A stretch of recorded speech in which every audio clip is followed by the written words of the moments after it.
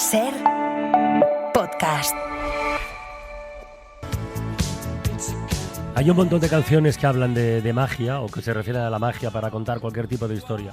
Y estaba pensando, esta es una de las que a mí más me gustan, y estaba pensando que la magia puede aparecer en los lugares más insospechados. La radio, por ejemplo, la música o el teatro permiten hacer juegos tan maravillosos que a veces parecen magia. Por ejemplo, si pensamos en mezclar la biografía de dos mujeres que no coincidieron en el espacio y en el tiempo, ¿eso se puede hacer? Pues sí, se hace.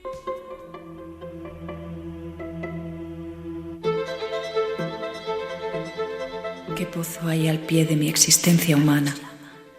Y puede ser esta, mi querida Amanda. A los rezagados que las manos te quieren comentar, Carmen, donde Dios una hermosa. El próximo viernes 14 de febrero, estamos escuchando un fragmento, se estrena en el Teatro de la Abadía de Madrid El Sillón K, Cartas desde el Olvido, que une sobre un escenario las voces de dos escritoras fascinantes, la cartagenera Carmen Conde y la neozelandesa Katherine Mansfield. Es un proyecto basado sobre todo en la correspondencia imaginaria que ideó Conde con Mansfield en el año 1935. Estas mujeres son las protagonistas de una nueva entrega de nuestras cartografías.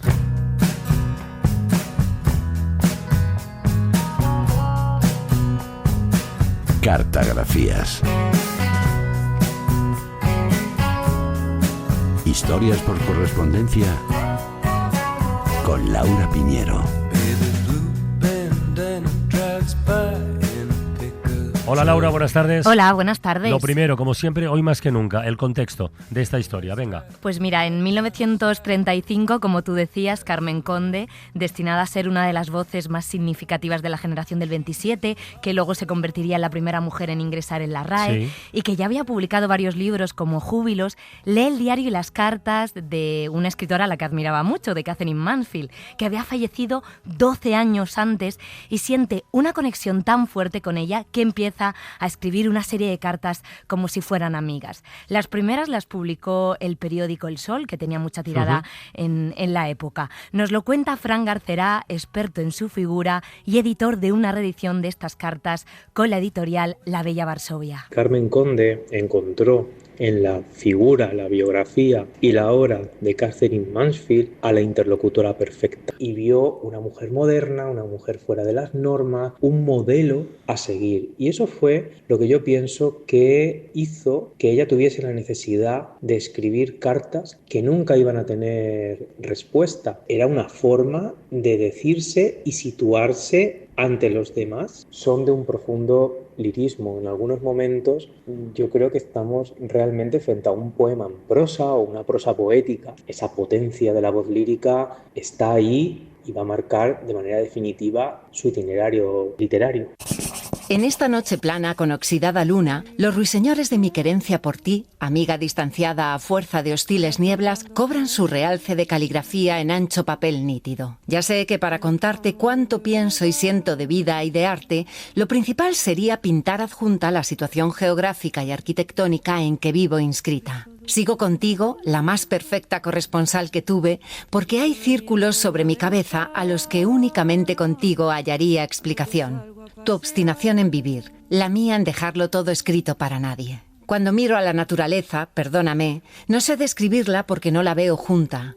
La percibo desgranada como mazorca. Mi obstinado corazón, amiga, tiembla en dos pulsos sobre el papel al escribir tu nombre, borrado de las tablas el día en que el mío alcanzaba la primavera. Un amor como yo quiero, de los que no hacen sufrir más, un amor del verdadero. Este es un fragmento de la primera carta, ¿no? Eso es, que hizo Carmen imaginando esa conversación con Katherine Mansfield. Fran Garcerá también es técnico del maravilloso archivo del Patronato Carmen Conde Antonio Oliver, de Cartagena. Antonio Oliver era su marido, donde se conserva su legado. ¿Cuántas cartas son, Laura? 36.000, de los archivos más importantes que hay en España y seguramente en Europa. Y también conservan objetos como una fotografía que enmarcó Carmen, de Katherine, como si fuera una amiga de toda la vida. Me contaba Carles Fram cómo Carmen, que tenía un gran compromiso con su carrera literaria, se encargó de hacer peticiones a editores y agentes literarios personalmente para que editaran estas cartas dentro y fuera de España. La escritora fue pionera en reivindicar el pago por su trabajo. Consiguió que finalmente se las publicaran aquí en España, pero antes recibió negativas. Me parece muy importante para destacar que hay que saber reponerse del rechazo y persistir. Yo, desgraciadamente, no puedo ofrecerme a usted para la edición de las cartas en castellano. Tengo que evitar la dispersión de mi pequeña capacidad económica, concentrándola en un solo punto para que sea algo eficaz. Aún así, no quiera usted saber las dificultades con que uno tropieza en estos tiempos calamitosos. Es gracioso lo que voy a contarte. Hace poco tiempo, alguien dijo delante de mí que un escritor daba pruebas patentes de estar loco porque escribía a un muerto. Ni me sonreí. Y sin embargo, bien podría hacerlo, ya que desde que leí tus libros te estoy escribiendo cartas. La amistad no necesita a veces del mutuo alimento. Basta que uno de los amigos hable, piense, ame, aunque el otro calle y sea invisible. Una amistad como la nuestra atraviesa mundos y vibra en presente sin límites. Releyendo tus cartas y tu diario, estoy más en ti que con tu obra. Prefiero tu humanidad absoluta de la cual no prescindes en tu creación. Y ella es la que busco cuando me acerco a ti.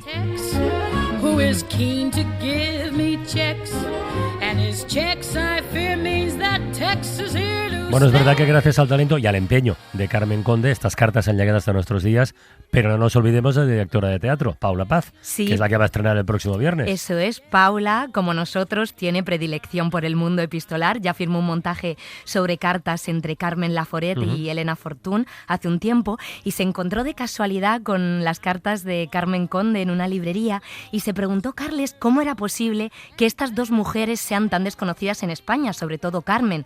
Así que decidió crear esta obra de teatro en su homenaje. Y en ese momento supe que este tenía que ser el punto de partida para crear esta obra. De repente es una forma de sumergirse en el acto creativo, ¿no? Parto de estas cartas para crear una narrativa que no es lineal y que es abstracta, para poner en valor y adentrarnos, invitar al espectador a que se sumerja en la obra a través de la palabra de Carmen Conde y también de la palabra en inglés, bailada en este caso, de Katherine Mansfield.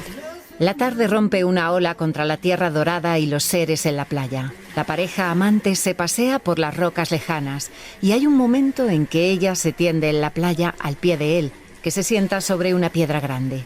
Tienen ante ellos el fragoso latido del agua y el color de colores delicados de la planicie del cielo. Un ocre encendido es el del suelo. A lo lejos está el parador con ojos, los nuestros, que les miran desde un ángulo de la terraza. Qué ancho secreto para su diálogo, pero es él quien habla con cansancio, sin viveza, entristecido. Ella se levanta, se sienta cerca de la orilla y él la besa en los cabellos, apaciguándola. Antes de la lectura de esta carta escuchábamos a Paula Paz explicando que la obra está en inglés y en castellano, que incorpora la danza y otros textos de las creadoras, además de las cartas, insistimos, como elemento principal, ¿no? Que es lo básico de todo. Sí, es curioso cómo esta obra habla de la propia vida de Paula, ¿no? Que es directora artística del Teatro Cervantes de Londres, también estudió danza y quería dar vida a Katherine Mansfield con el inglés y a través de una bailarina, Estela Merlos. ¿Cómo poder encarnar a la personalidad de Katherine sin decir nada? Un elemento que se repite mucho es el viento. Coreográficamente hemos hablado mucho de eso y cómo eso impacta a Katherine en muchos sentidos, no solamente en su querer de libertad, sino también pues con su enfermedad, pues esa falta de aire, ¿no? de quizás no ser apoyada, valorada, y esa constante lucha, al igual que Carmen Conde, o sea, the outsider, ¿no? La extranjera. Estoy en el mar, de hecho, en Island Bay, tumbada boca abajo sobre la cálida arena blanca, y ante mí se extiende el mar. A mi derecha, envuelta en niebla como un país de hadas, un país de ensueño, las montañas nevadas de la isla sur.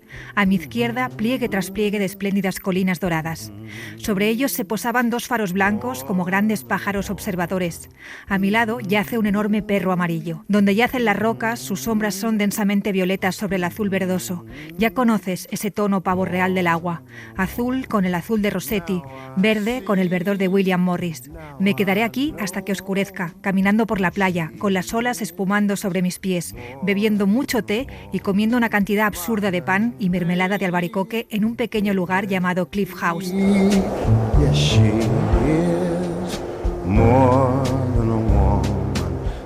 Este paisaje es Nueva Zelanda, ¿no? Sí, el lugar natal de Catherine le marcó mucho esa naturaleza de Nueva Zelanda. Con 18 años se fue a estudiar a Londres y pronto comenzó su carrera literaria, donde estaba toda esta inspiración en sus relatos, ¿no? Que eran de carácter poético, irónico.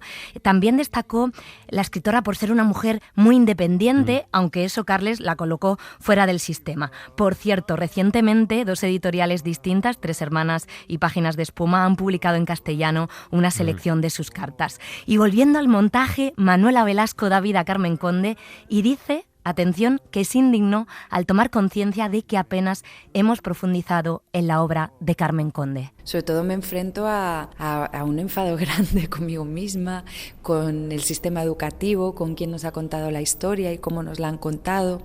Y quiero que no nos quedemos en el dato, pero lo importante es la obra de las dos. De hecho, Carmen Conde lo dice, la obra, Catherine Impaciente no la descuidas nunca. La obra de las dos, son 2 inmensas artistas, 2 inmensas escritoras. Recuerdo que llamé a mi representante inmediatamente y dije, movamos todo lo que tengamos que mover porque yo necesito decir esto en un escenario, que poner a estas mujeres en el escenario. Es historia de España, Carmen, y es historia de las mujeres en España, en esta España, y lo que les pasó a estas mujeres con la guerra. Yo creo que en lo que conecto más con Carmen es en la vocación. Ella lo dice también, la poesía, sin ella me hubiera sido imposible vivir. La vocación de actriz, la vocación de comunicar, la vocación de contaros lo incontable, inexpresable, no sé, esto. Y luego admiración absoluta por su fortaleza, su voluntad, su lucha por vivir y por crear. ¿Cuándo tuviste la primera revelación lírica? Primero sé que fuiste música, pintora en potencia siempre. Luego escribiste. Yo no tuve antecedentes, ni familiares ni artísticos. Una extraordinaria y atormentante imaginación. Durante la infancia y después de un corto viaje decisivo para mi vida, antes de los 13 años ya tenía un buen puñado de versos que se dolían de ausencia. Hay que recordar que Carmen Conde, apegada a las ideas de la República, y su marido Antonio Oliver no se marcharon cuando Franco impuso su dictadura. Se salvaron de milagro por una serie de contactos que tenían, pero eso sí, su obra fue silenciada durante bastante tiempo. Sí, el matrimonio vivió lo que se conoce como exilio interior. Carmen estuvo un tiempo escondida, fue juzgada, Antonio detenido, y esto afectó a las carreras literarias de ambos. Seguramente esto pueda explicar que un legado tan importante aún esté por conocer para el gran público.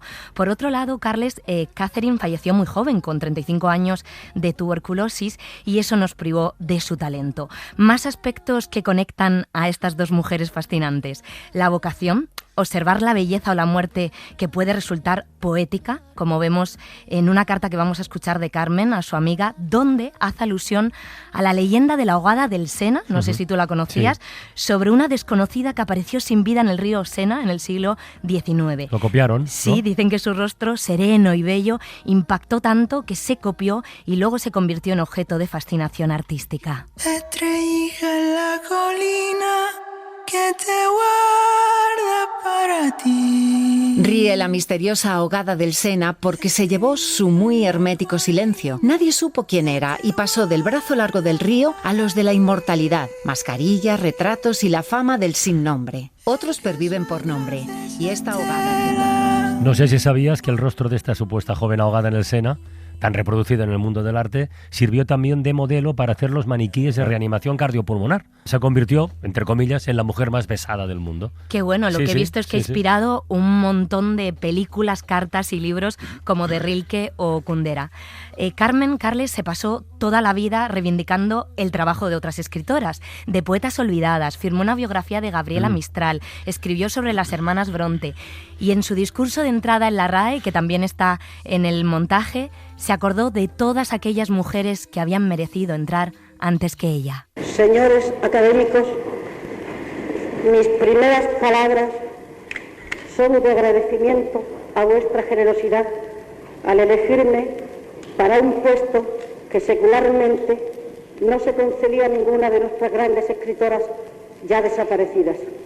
Permitid que también manifieste mi homenaje de admiración y respeto a sus obras.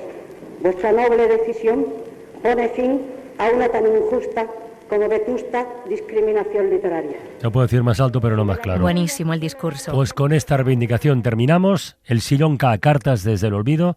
Carmen Conde y Catherine Mansfield estará en el Teatro de la Abadía hasta el próximo 2 de marzo y luego irá de gira por toda España. Por cierto, hablando de mujeres que se unen, pero en una canción. Hoy cerramos la ventana con Rosalén y Silvia Pérez Cruz, que han hecho una maravillosa que habla del amor que persiste a pesar de todo. Qué bueno. Feliz fin de semana, hasta el lunes. Un beso muy grande y mucho ánimo. Adiós. Para no perderte ningún episodio, síguenos en la aplicación o la web de la SER, Podium Podcast o tu plataforma de audio favorita.